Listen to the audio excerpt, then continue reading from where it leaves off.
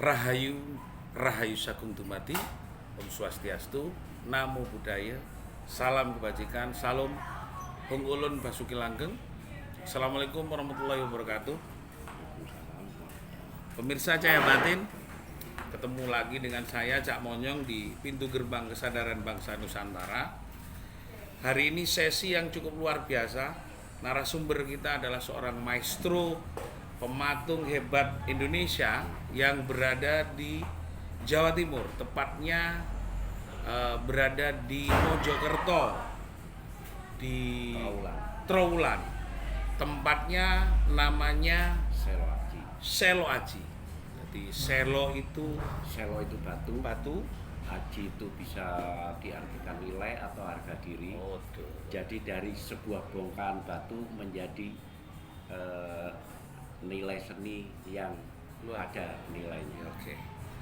Saya akan bertanya panjang lebar kepada beliau Pak Ribut. Namun pada hari ini kita akan bahas tentang aksoro Hono Urip Kuning Suci, menyambung dengan kalimat Selo Aji. Berarti apa sebenarnya yang akan ditawarkan oleh Romo Ribut sebagai pematung? Kalau di dalam, nanti kita akan dengarkan banyak apa sih sebutannya seorang pematung di zaman dahulu kala. Dan saat ini beliau mengajarkan kepada pribadi saya untuk tidak hanya sekedar melestarikan, tapi mempertahankan nilai itu sendiri. Pak Ribut atau Romo Ribut, sebenarnya apa ya menjadi motivasi kecintaan, kasih sayang terhadap peristiwa karya-karya besar sampai terhadap Selo Aji? Berawal dari hobi Ya. saya, karena saya sendiri lahir di pematung ini bukan dari akademisi, otodidak, tapi yaitu dari hobi menjadi profesi sekarang. Jadi dari awal saya mulai dari SD kelas 6 dulu sudah mulai belajar Buntawek. Iya. SD dulu kan besar ya. Iya. Sekarang ukuran begini. Iya. Sudah mulai ngeletes saya. Atas. Sampai terus sampai saya itu bisa usaha sendiri itu sekitar tahun 87 mulai usaha sendiri dengan bendera Selo Aji dengan logo yang keong bersayap. Kata orang Jawa itu kan keong itu kan alon-alon waton Alon-alon. tapi kalau kepingin cepet kita ada sayapnya. Iya. Menarik nih tafsir secara filsafat Jawa kok. Terus. Iya.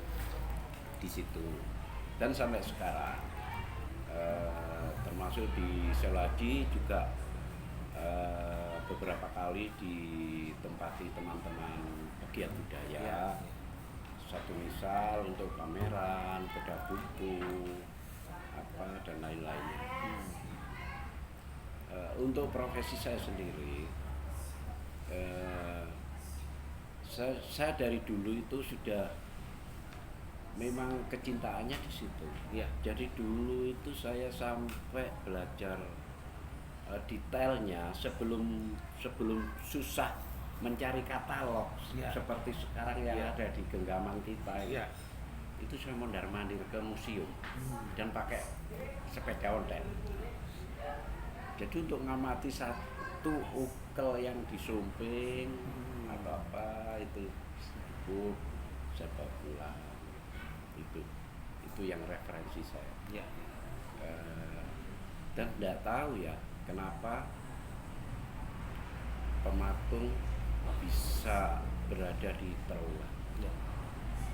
Padahal kalau kita nalar sampai menjadi kampung patung ini kita sendiri tidak bisa, karena secara akademisi tidak ada, pembinaan juga tidak pernah ada.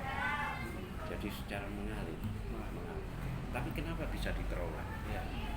Maksudnya tidak di tempat lain, misal di kota-kota lain. Iya.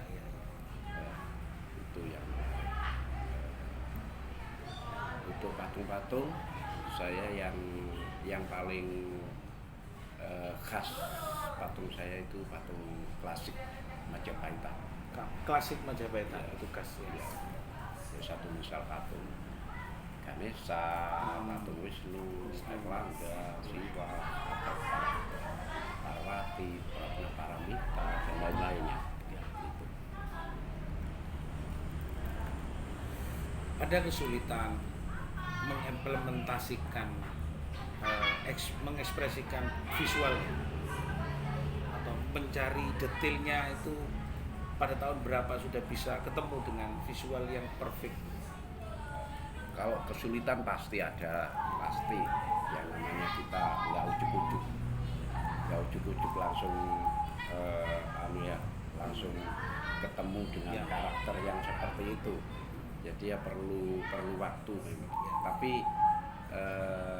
selama kita mau belajar, semangat yang sungguh-sungguh, kesulitan itu teratasi.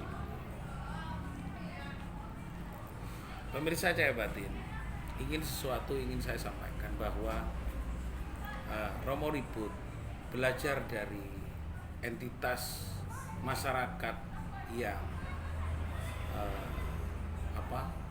otodidak, tapi punya kecintaan terhadap nilai yang tertanam dalam akar Majapahit. Hono urip puning suci. Jadi aksara Jawa yang saya katakan tadi selo aji berarti hor itu adalah hono urip. Batin dari Pak Ribut hidup dengan serta-merta. Tertanam dalam batinnya bahwa dia terpanggil memiliki karakter tidak diciptakan, tapi tercipta dalam batinnya. Dia harus hadir merepresentasikan gaya hidup dan karyanya adalah Majapahit. Nah, siapa yang menuntun? Adalah batin. Itu yang saya tangkap dari pemahaman. Dia di dalam apa yang dia sampaikan itu sangat perfect. Kenapa? Dia ada di Trowulan dan dia harus merepresentasikan Majapahit. Romo Ribut, berapa karya yang sudah muncul menjadi ekspresi dari diri sampean secara batin menurut sampean itu bagian dari kecintaan terhadap nilai-nilai Majapahit? Ada beberapa. Ya, Satu misal dengan kreasi-kreasi baru ya,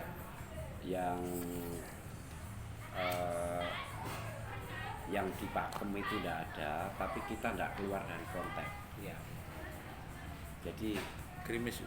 karena begini, karena saya punya wawasan seperti ini. Artefak yang belum ditemukan juga masih banyak menurut saya. Dan itu tidak menutup kemungkinan dengan desain-desain yang belum pernah kita lihat. Ya. Karena saya amati di situ ada satu misal sosok Ganesha. Ganesha adalah kita bilang manusia, kita manusia. Ya. Jadi ekspresinya, pergerakannya itu saya rasa tidak jauh berbeda dengan kita semua. Ya. Cuman di saat yang dipatung itu, yang terekspos atau yang difoto saat itu mungkin seperti itu. Jadi pergerakannya leluasa menurut saya. Bisa satu misal waktu tidur, Ganesha dansa, manusiawi. Manusia. Itu yang menjadi referensi. Ya. Pemirsa Cahaya Batin, menarik pada pemahaman dan kedalaman bahwa Ganesha sendiri tidak menjadi simbol dari gajah. Jadi kalau semua Pak Ribut menyampaikan tentang Ganesha sebagai gajah, berarti di sini adalah Gajah Mada. Tapi tidak dalam rangka menyimpulkan Ganesha sebagai gajah, tapi gajah itu adalah representasi penyebutan dalam aksara Jawa. Gajah berarti go, guru sejati sing ngurui. Jo jumbuing kaulo lan Gusti. Ho tetap seperti yang kita bahas. Hono urip uning suci. Berarti gajah itu sendiri, Ganesha yang di dalam representasi sifatnya adalah hono urip jumbuh marang kaulo lan Gustine, kudu ngerti sapa sing murui ya guru sejati. Demikian satu sesi, kita akan lanjut 5 sesi dengan Mbak Ribut. Terima kasih. Rahayu Rahayu Satmu Dumadi.